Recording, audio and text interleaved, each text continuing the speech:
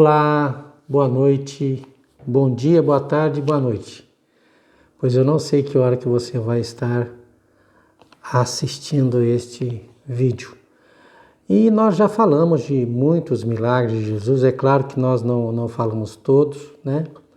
Mas agora nós vamos falar da ressurreição, não a ressurreição de Jesus, de pessoas que foram ressuscitadas por outros servos de Deus em outro tempo, né? Nós não vamos falar das ressurreições que Jesus fez, registradas na Bíblia, mas vamos falar daqueles registros do Antigo Testamento, do Novo Testamento, mas por outros profetas ou discípulos de Jesus.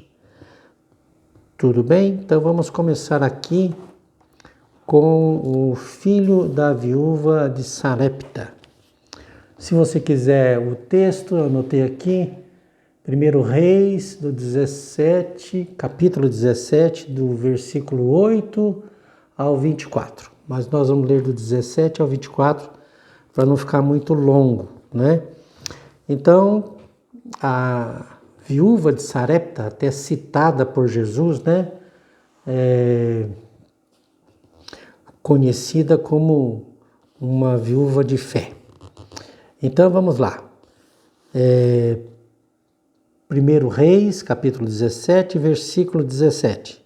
Diz assim: passados esses acontecimentos, o filho desta mulher viúva, dona de casa, adoeceu gravemente e morreu.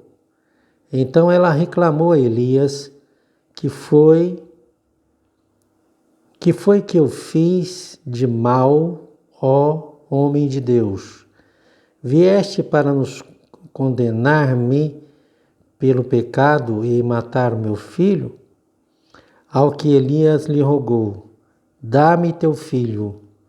Tomando-o gentilmente dos braços dela, levou-o ao quarto de cima onde estava hospedado e colocou-o sobre o seu leito. Em seguida, clamou ao Senhor, dizendo: ó Yahvé, meu Deus, até esta generosa viúva que me hospeda, tu queres afligir, fazendo seu filho morrer? Então ele se deitou sobre o menino, 3 vezes suplicou ao Senhor: ó Yahvé, meu Senhor Deus, faze voltar a vida a este menino. E o Senhor ouviu o clamor de Elias, a vida retornou ao menino e ele viveu. Então Elias levou o menino para baixo e entregou-o à sua mãe e disse: olha, o teu filho está vivo. Olha, o teu filho está vivo. A mulher respondeu prontamente a Elias: agora sei que tu és um homem de Deus e que a palavra de Yahvé proferida por tua boca é toda verdadeira.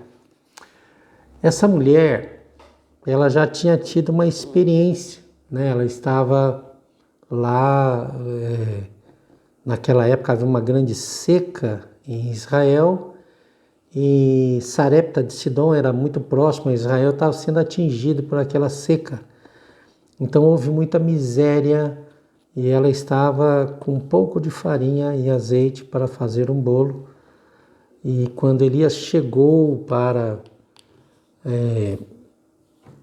profetizar sobre ela, porque o Senhor o tinha enviado, aí então o azeite aumentou e ela então pôde viver, né, do azeite e da farinha durante todo o tempo da seca, que foram 3 anos e 6 meses.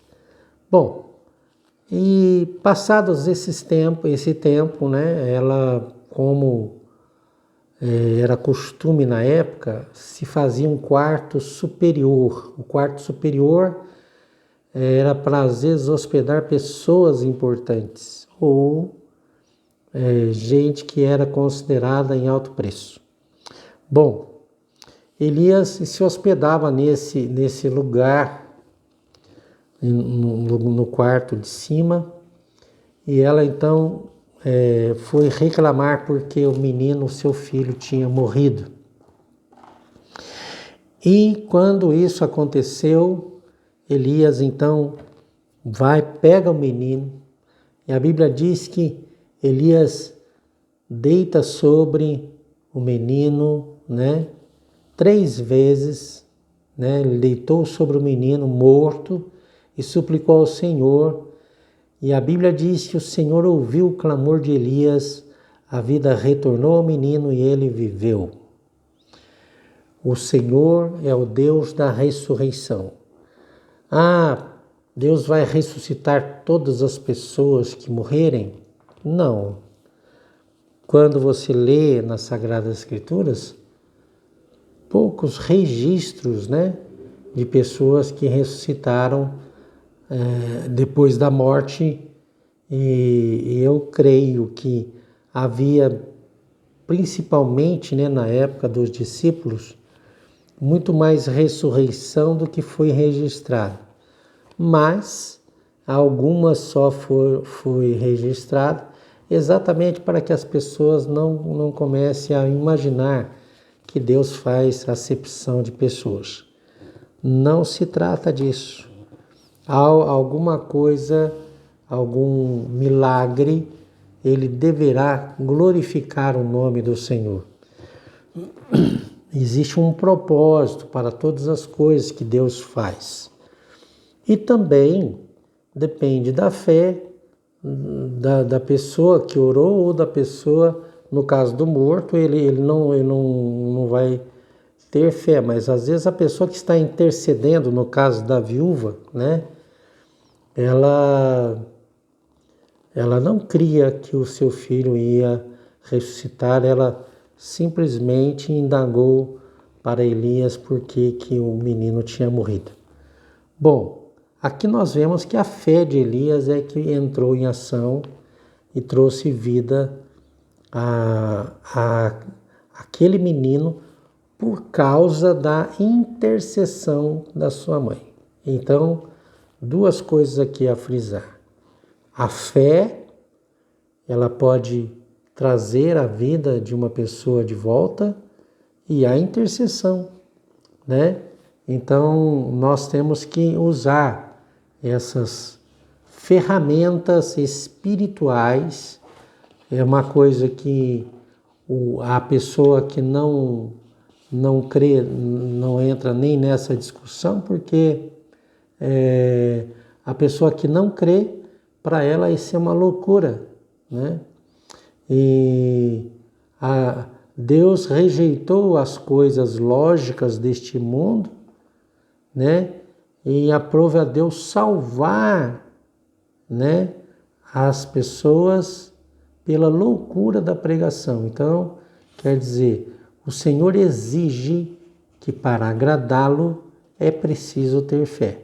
E isso não tem diferença nem para rico, nem para pobre, muito menos para pessoas estudadas ou pessoas analfabetas. A fé, ela é igual para todos.